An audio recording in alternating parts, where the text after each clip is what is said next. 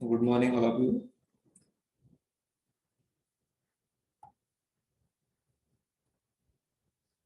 SYBH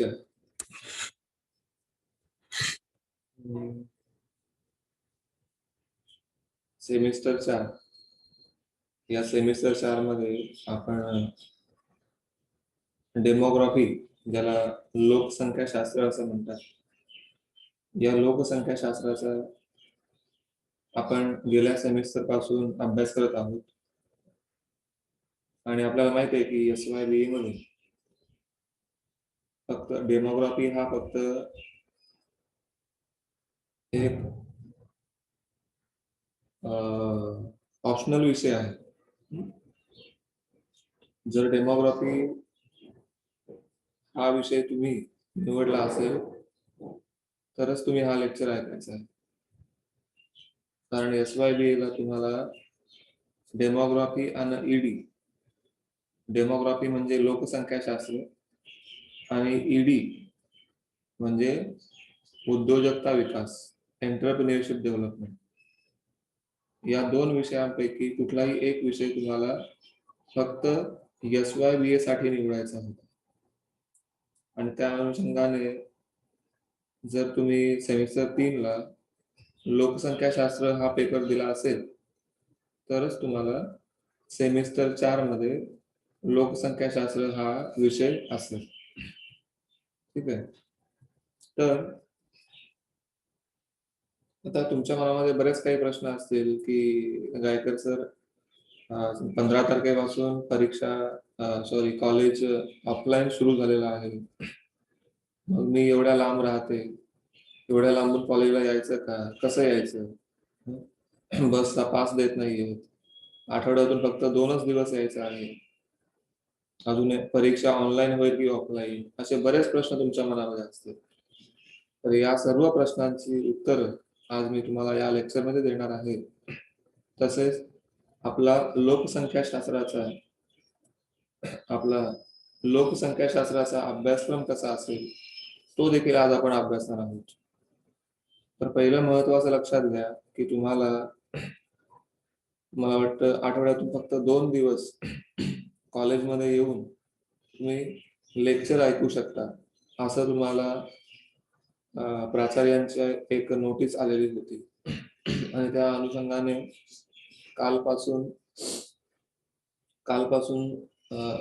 मागच्या आठवड्यापासून हे ऑफलाईन लेक्चर म्हणजेच महाविद्यालयामध्ये येऊन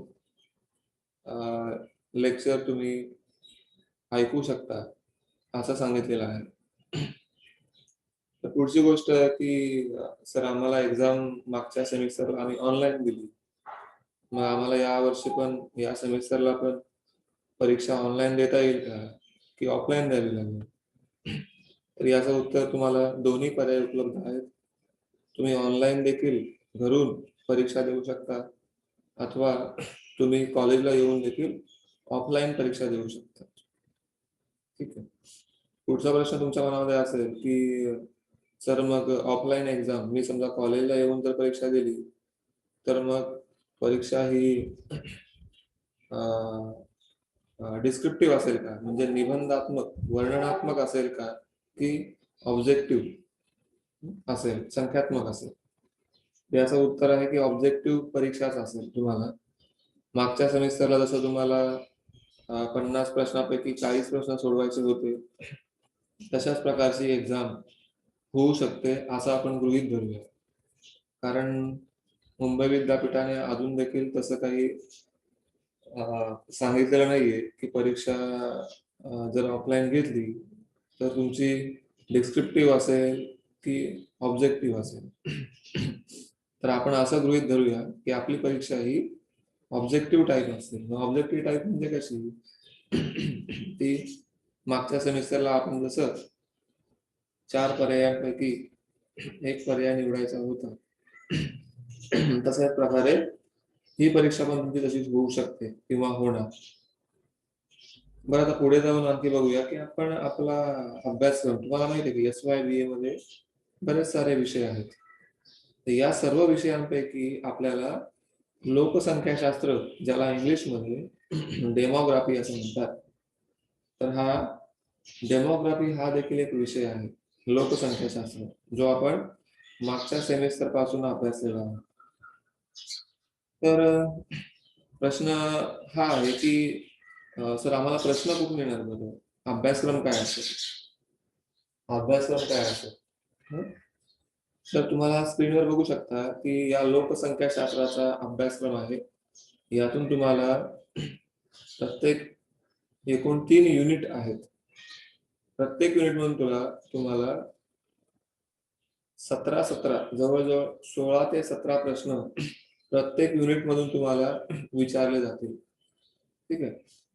त्यात आपण इकडे स्क्रीनवर बघा आता की आपल्या विषयाचं नाव आहे डेमोग्राफी.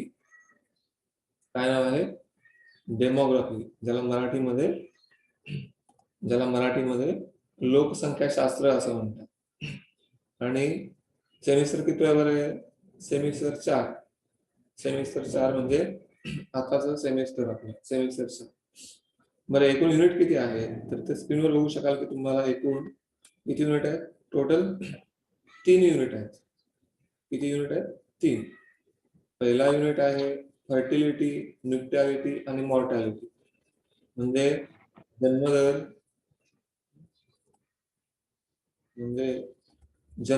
मृत्यूदर. जन्मदर आणि मृत्यूदर. आता लोकसंख्याशास्त्रामध्ये तुम्हाला माहिती आहे की आपण सर्व लोकसंख्येचा फक्त अभ्यास करतो. लोकसंख्याशास्त्र म्हणजे काय? की ज्या शास्त्रामध्ये लोकसंख्येच्या वैशिष्ट्यांचा चिकित्सकपणे अभ्यास केला जातो, त्याला लोकसंख्याशास्त्र असं म्हणतात. यापूर्वी 2-3 वर्षापूर्वी या डेमोग्राफीला पॉप्युलेशन स्टडी असं देखील म्हणायचं. काय म्हणायचे? पॉप्युलेशन स्टडी म्हणजे लोकसंख्या अभ्यास असं त्याला म्हणायचं. तर या लोकसंख्याशास्त्रामध्ये तुम्ही लक्षात ठेवा की आपण लोकसंख्येच्या विविध घटकांचा अभ्यास करत असतो. म्हणजे लोकसंख्येच्या घटक म्हणजे काय की महाराष्ट्रामध्ये किती लोक राहतात, भारतामध्ये किती लोक राहतात, जगामध्ये किती लोक आहेत, या लोकांचं शिक्षण कसं आहे, राहणीमान कसं आहे, वर्तन कसं आहे, जन्म किती लोकांचा होतो, वर्षाला किती होतो, मृत्यू दर म्हणजे काय, मृत्यू दरावर परिणाम करणारे घटक काय, लग्न किती वर्षामध्ये होतं. तर या सर्व घटकांचा म्हणजे लोकसंख्येसंबंधी सर्व घटकांचा अभ्यास आपण या ठिकाणी करत असतो. आणि पहिला युनिट जो आहे मी तुम्हाला सांगितलं की जन्मदर आणि मृत्यूदर याचा अभ्यास आपण पहिल्या युनिट मध्ये करणार आहोत. तर मग याच्यामध्ये जन्मदरावर परिणाम करणारे घटक कुठले याचा अभ्यास करू आपण. मॉर्टॅलिटी, ज्याला मृत्यूदर असं म्हणतात, तर या मृत्यूदरावर परिणाम करणारे घटक कोणते त्याचा देखील आपण इथे अभ्यास करणार आहोत. आणखी जीवनचक्र म्हणजे जीवनचक्र कशा प्रकारे आहे, जीवनचक्राचं महत्व काय, जीवनचक्र माणसासंबंधित कशा प्रकारे लागू होतं, या सर्वांचा अभ्यास आपण या जीवनचक्रामध्ये करणार आहोत. फर्टिलिटी म्हणजे ज्याला आपण म्हणतो की प्रजनन क्षमता. फर्टिलिटी म्हणजे प्रजनन क्षमता, की आपल्याला माहिती आहे की प्रजनन क्षमता म्हणजे की जन्मदरच त्याला म्हणता येईल की लोक म्हणजे महिला जी आहे, महिलेला एका विशिष्ट वर्षामध्ये किती मुलांना ती जन्म देऊ शकते, या या मृत्यू दरावरती परिणाम करणारे घटक काय, या सर्वांचा अभ्यास आपण या ठिकाणी करणार आहोत. पुढे जाऊया. दुसरा युनिट जो आहे ज्याचं नाव आहे मायग्रेशन अँड अर्बनायझेशन. इथे काय मायग्रेशन म्हणजे काय? स्थलांतर. मग स्थलांतरामध्ये आपण काय अभ्यास करणार? स्थलांतर म्हणजे काय बरं? स्थलांतर म्हणजे जेव्हा एखादी व्यक्ती एका ठिकाणावरून दुसऱ्या ठिकाणी जाते, शिफ्ट होते, स्थलांतरित होते, त्याला म्हणतात स्थलांतर.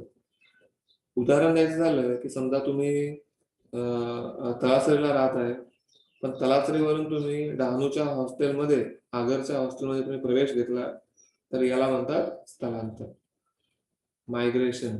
Migration means when the person is shifting from one place to another place. एका ठिकाणावरून जेव्हा दुसऱ्या ठिकाणावर शिफ्ट होतात किंवा स्थलांतरित होतात, त्याला म्हणतात स्थलांतर.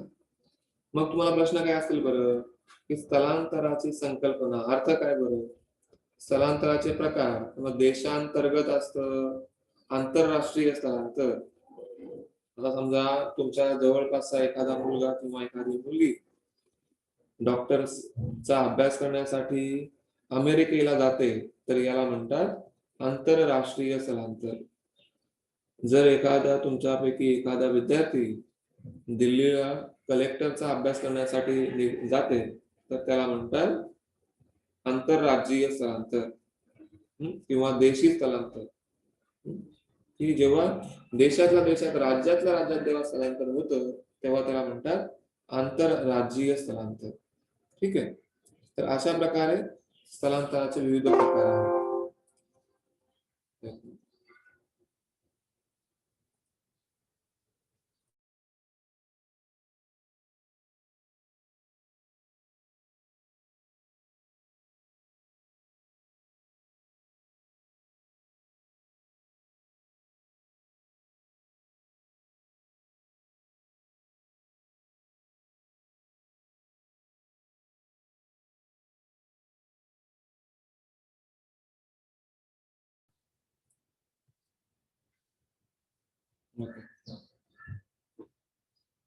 तर अशा प्रकारे स्थलांतर म्हणजे एका ठिकाणावरून दुसऱ्या ठिकाणी जाणे. याचे प्रकार असतील. स्थलांतरावर परिणाम करणारे घटक काय काय परिणाम करतात बरं? तर आपलं शिक्षण किती आहे, रोजगाराच्या संधी किती आहेत, आपलं आरोग्य कसं आहे, विकसनशीलता, असे वेगवेगळे जे घटक आहेत जे स्थलांतरावरती परिणाम करतात, त्या सर्वांचा अभ्यास आपण या ठिकाणी करणार आहोत. पुढे स्थलांतराचे 2 सिद्धांत आहेत महत्वाचे, ते आपण इथे अभ्यास करणार आहोत. हॅरिस अँड टोडॅरो यांचं एक मॉडेल आहे, एक प्रतिमान आहे, ते आपण अभ्यासणार आहोत. आणि पुढे आहे की स्थलांतराचे विविध प्रश्न. स्थलांतर करताना कुठल्या अडचणी येतात. आम्ही ज्या ठिकाणी राहायला जातो तिथे पाणी पिण्याची समस्या आहे, राहण्याची समस्या आहे, विजेची समस्या आहे, रोजगाराची समस्या आहे. या वेगवेगळ्या समस्या आपण या ठिकाणी स्थलांतरामध्ये अभ्यासणार आहोत. आणि पुढची संकल्पना आहे की अर्बनायझेशन, ज्याला मराठीमध्ये शहरीकरण असं म्हणतात. शहरीकरण आपल्या चांगल्या परिचयाचं आहे. शहरीकरण म्हणजे काय? एखाद्या विशिष्ट भागामध्ये जेव्हा पायाभूत सुविधांचा जास्तीत जास्त विकास होतो, तेव्हा त्याला म्हणतात शहरीकरण. मग शहरीकरणामध्ये तुमची नगरपालिका असेल, नगर परिषद असेल, महानगरपालिका असेल, या सर्वांचा समावेश शहरीकरणामध्ये होतो. शहरीकरणामध्ये काय दिसतं आपल्याला? मूलभूत संकल्पना. शहरीकरणामध्ये आपल्याला काय दिसतं? मोठमोठ्या इमारती दिसतात, सांडपाण्याची सुविधा दिसते, विजेची सुविधा दिसते, रस्ते चांगले असतात, इमारती मोठमोठ्या असतात, बँका असतात. या सर्व गोष्टी आपल्याला या शहरीकरणामध्ये दिसत असतात. शहरीकरणाच्या समस्या कुठल्या? त्या खूप महत्वाचा प्रश्न आहे की शहरीकरणाच्या समस्या कुठल्या? तर इथे दिलेल्या आहेत तेवढ्याच अभ्यास करायचा जातो. जसं की गरिबी, पॉवर्टी ज्याला म्हणतात. आणखी आहे फूड सप्लाय, अन्न पुरवठा. पुढे आहे पाण्याची समस्या. आणखी सॅनिटायझेशन. सॅनिटेशन म्हणजे काय? म्हणजे जे आपल्या घरातून खराब पाणी निघतं, तर हे गटार ज्याला म्हणतात, किंवा पाण्याचा निचरा करण्यासाठी काय सुविधा आहे, ती एक समस्या आहे. हाऊसिंग म्हणजे राहण्याची समस्या. झोपडपट्टी, स्लम एरिया, रोजगार, आरोग्य, शिक्षण, आणखी ट्रान्सपोर्ट म्हणजे वाहतूक आणि पर्यावरण. अशा वेगवेगळ्या प्रकारच्या समस्या आपल्याला या ठिकाणी शहरीकरणामध्ये अभ्यासायच्या आहेत. आणि शेवटचा युनिट जो आहे की पॉप्युलेशन पॉलिसी, लोकसंख्या धोरणे. या लोकसंख्या धोरणामध्ये आपल्याला काय काय अभ्यासायचं आहे बरं, की भारतीय लोकसंख्या धोरणाची विविध वैशिष्ट्ये, फीचर्स आणि इव्हॉल्युशन म्हणजे उत्क्रांती. भारतात लोकसंख्या धोरण, जसं मी तुम्हाला एक सांगतो की भारतामध्ये वर्ष 2000 मध्ये सरकारने नवीन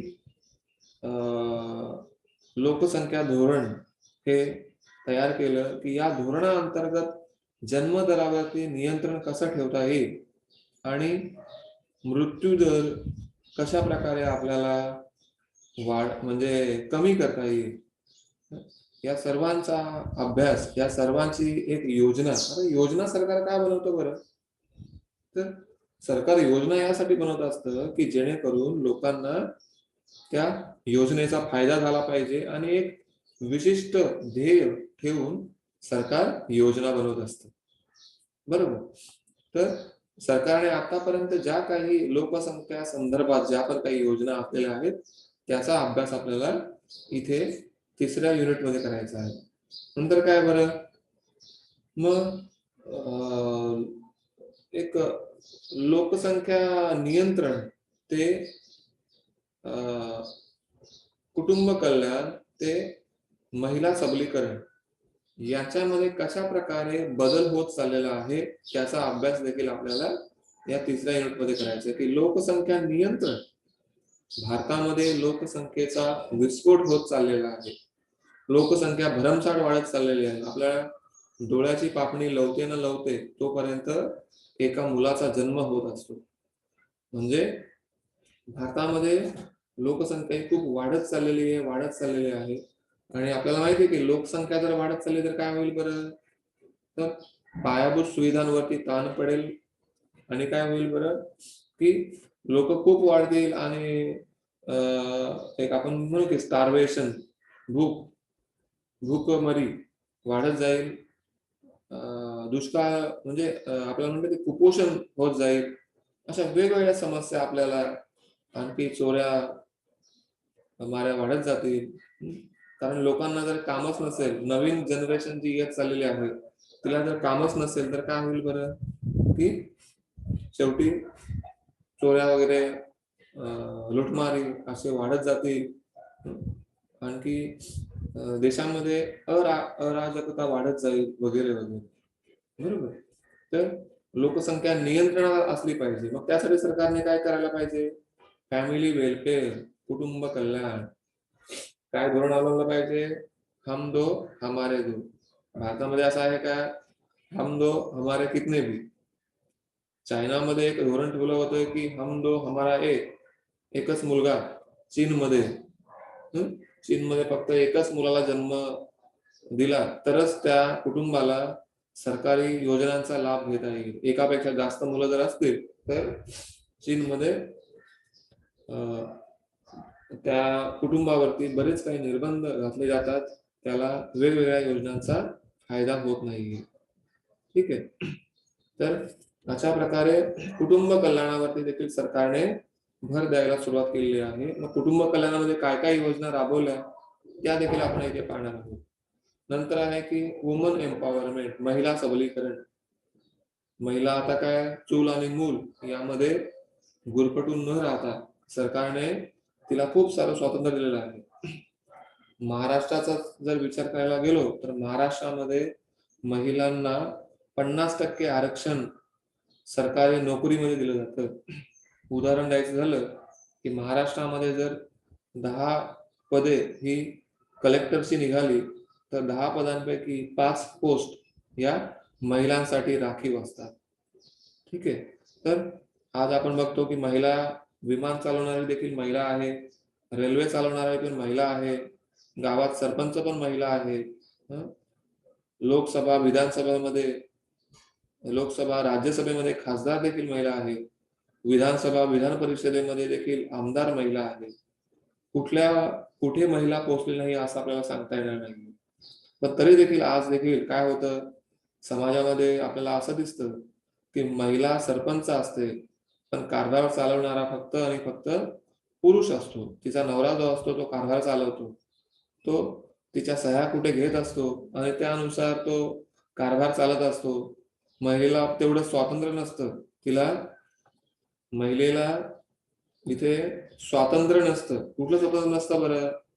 स्वतःचा निर्णय घेण्याचं स्वातंत्र्य तिला नसतं. तर त्यासाठी सरकारने या दृष्टीने विचार केला पाहिजे. पुढची संकल्पना आहे ती फॅमिली प्लॅनिंग, ज्याला आपण कुटुंब नियोजन असं म्हणतो. का बरं कुटुंब नियोजनाची आवश्यकता आहे? भारतामध्ये काही विशिष्ट समाजामध्ये किती मुलं व्हावी याच्यावर कुठलीही बंधनं नाहीयेत. काही विशिष्ट समाजामध्ये आपल्याला खूप सारी मुलं बघायला मिळतात. मग तिथे 10 देखील असतील, 15 देखील असतील आणि काहीही. कारण भारतामध्ये आपण म्हणतो, की अशा कुठल्याही प्रकारचे निर्बंध आपल्याला जास्त बघायला मिळत नाहीयेत. आज आपण ॲक्टिवा घेऊन स्टेशन एरियामध्ये जातो, तेव्हा आपल्या डोक्यावर कधी हेल्मेट नसतो. हेल्मेट सक्ती सरकारने केलेली आहे, तरी देखील आपण ती पाळत नसतो. आज रेल्वेने प्रवास करताना विना मास्क, सोशल डिस्टन्सिंग न अवलंबता लोक फिरत असतात. इथे काही बंधनं नाहीये. जर एखादा टीसी दिसला, पोलीस दिसला, तर आपण पटकन आपल्या नाकावर मास्क ठेवतो वगैरे वगैरे. पण तेच आपण जेव्हा पाश्चात्य देशामध्ये बघतो, अमेरिका, इंग्लंडमध्ये वगैरे, तर या ठिकाणी तुम्ही जरी थुंकले कुठे, तरी तुमच्या मागेच पोलीस उभे असतात आणि तुम्हाला दंड आकारला जातो. लोकांना स्वतःहून ही जी सवय, हा जो डिसिप्लिन आहे, हा डिसिप्लिन जेव्हा आपण स्वतःहून प्रत्येक व्यक्ती अवलंबेल, तेव्हा भारत देशाचा विकास होत जाईल.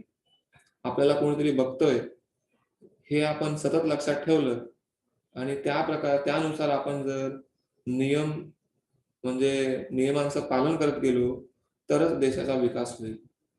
आज आपण कॉलेजमध्ये आल्यावर पण एखादं बिस्किट वगैरे खात असतो, त्याचं रॅपर जे असतं आपण असंच कुठेतरी टाकून देतो ग्राउंडवर. पण हेच जर रॅपर आपण ज्या कचरा कुंड्यात जर टाकलं, तर आपल्या कॉलेजमध्ये कुठेही आपल्याला कचरा दिसणार नाहीये आणि एन-एस-एसच्या मुलांना थोडं काम करायला थोडं चांगलं होईल. पण असं आपल्याला कुठेही बघायला मिळत नाही. असो, तर आपण कुटुंब कल्याण संकल्पना अभ्यासत होतो, की कुटुंब कल्याण म्हणजे काय? फॅमिली प्लॅनिंग सॉरी कुटुंब नियोजन ही संकल्पना अभ्यासत आहोत, की नियोजनाची आवश्यकता आहे. की माझं लग्न झालं तर मला 2च मुलं असतील. मग दोन्ही मुली झाल्या तरी चालतील. पण आज कसं आहे, की वंशाला दिवा पाहिजे. बरोबर ना? वंशाला दिवा पाहिजे, मग त्यासाठी मग 2 मुली झाल्या तर आणखी 2 मुली होऊ दे, 4 मुली होऊ दे, 5वा मला मुलगा झाला पाहिजे. ही जी कल्पना आहे, ही संकल्पना आहे, ही आपण कुठेतरी बाजूला ठेवावी लागेल. कारण मुलगी जरी असली तरी मुलगी देखील आता मुलाप्रमाणे मुलाच्या खांद्याला खांदा लावून ती काम करत असते, समाजाचा उद्धार करत असते. तर कुटुंब नियोजन याचा अर्थ, महत्व आणि कुटुंब नियोजनाच्या पद्धती देखील आपण इथे अभ्यासणार आहोत. आणि शेवटची संकल्पना आहे पॉप्युलेशन प्रोजेक्शन इन इंडिया, म्हणजे भारतातील लोकसंख्येचं लोकसंख्या अनुमान. म्हणजे येणाऱ्या काळामध्ये, येणाऱ्या वर्षांमध्ये लोकसंख्या कशी वाढणार आहे, तिला नियंत्रणात कसं आणलं पाहिजे, याचा विचार आपण या घटकामध्ये करणार आहोत. ठीक आहे. तर अशा प्रकारे आज आपण आपल्या डेमोग्राफी, लोकसंख्याशास्त्र या विषयाचा अभ्यासक्रम थोडक्यात समजून घेतला. एकूण 3 युनिट आहेत. प्रत्येक युनिटमधून तुम्हाला जवळ-जवळ 16 ते 17 प्रश्न हे विचारले जातील. जसं की समजा एक उदाहरण देतो, की एका विशिष्ट भूभागामध्ये राहणाऱ्या लोकसंख्येला टिंबटिंब असे म्हणतात किंवा दर हजारी पुरुषांमध्ये महिलांचे असलेले प्रमाण याला टिंबटिंब असं म्हणतात. तर हे अशा प्रकारचे प्रश्न तुम्हाला विचारले जातील. 4 पर्याय दिलेले असतील. तुम्हाला सेमिस्टर 3 मध्ये तुम्ही चांगल्या प्रकारे अभ्यास केलेला आहे. तर तशाच प्रकारचे आपल्याला प्रश्न विचारले जातील. ठीक आहे. या ठिकाणी जे कोणी विद्यार्थी आहेत त्यांनी सर्वांनी चॅटमध्ये जाऊन आपलं नाव आणि रोल नंबर लिहायचा. तुमची हजेरी अशा प्रकारे घेतली जाईल. नाव आणि रोल नंबर तुमच्या मोबाईलमध्ये चॅट असं एक फंक्शन आहे, ऑप्शन आहे. तिथे जाऊन तुम्ही तुमचं नाव लिहायचं, नाव आणि रोल नंबर. ठीक आहे. बाकी कोणाला काही प्रश्न असेल, डाऊट असेल तर विचारू शकता मला. काही जनरल प्रश्न असेल तुम्हाला, काही प्रश्न असेल विचारा.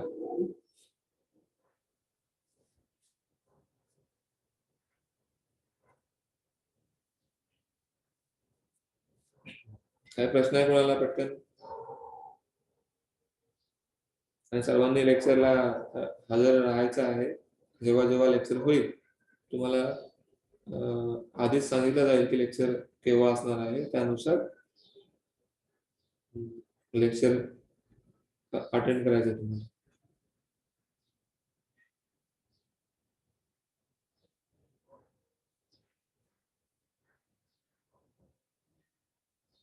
तुम्हाला काही प्रश्न विचारा पटकन जनरल.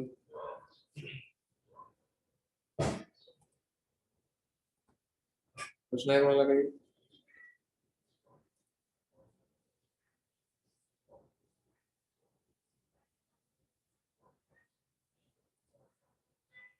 नाही कोणाला काही प्रश्न? सिलेबस नोट्स मी तुम्हाला ग्रुपमध्ये आपल्या पाठवत जाईल, तिथून तुम्ही बघायचे आहेत, त्यानुसार अभ्यास करायचा. आणि काही टेन्शन घ्यायचं नाहीये. जशी मागच्या वेळी एक्झाम झाली सेमिस्टर 3, यावेळी देखील तुम्हाला चांगल्या गुणांनी तुम्ही पास व्हाल, मला नक्कीच अशी खात्री आहे. कारण लोकसंख्याशास्त्र खूप सोपा असा विषय आहे, ज्याच्यावर काही जास्त डोकं चालवायची गरज नाही. आपल्याला चांगल्या प्रकारे आपल्या ओळखीचा, आवडीचा हा विषय ठरू शकतो, जर तुम्ही व्यवस्थित अभ्यास केला तर. आणि संकल्पना पण खूप एकदम सोप्या आहेत. स्थलांतर वगैरे, शहरीकरण या सर्व ऐकलेलं आहे, आपण बघतो. तेच प्रश्न तुम्हाला तशा प्रकारचे असतील आणि तेच तुम्हाला इथे अभ्यासायचे आहेत. आणखी काही कोणाला प्रश्न असेल तर सांगा, नाहीतर आपण इकडे थांबू.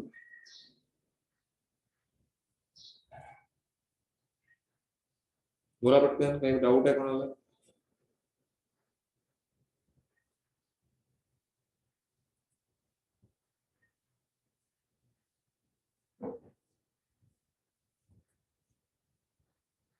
कोणाला काही प्रश्न?